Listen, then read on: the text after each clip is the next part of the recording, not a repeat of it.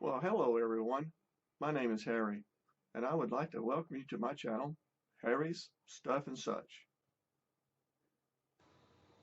Hello, and welcome back to my series on my adventure with the Anet A8. If you saw my first video on this series, you'll know that I had a problem with my first A8 and that I had to send it back to Amazon because of a broken top plate. Now I've received my second A8 and have unboxed it. And when you unbox an A8, what you'll see is there are 3 shelves that contain all the parts. And that's it. There's not a packing list, and there's no instructions on how to put it together. In order to put it together, what you need to do is you need to go find some videos out there on YouTube that show you how to put it together. I'll provide a link down below on where that YouTube location is at. Now, don't do like I did. And what I did was I immediately opened up my iPad, started trying to put things together.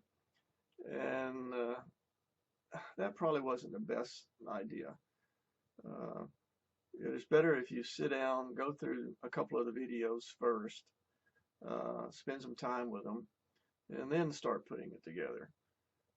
It's kind of like, hey, read the instructions first before you start.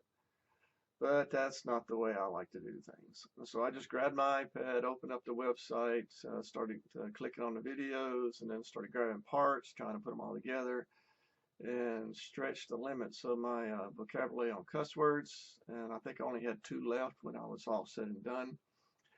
But in the end, I enjoyed it. It was still a lot of fun, no matter the gnashing of teeth and pounding and this, that, and the other.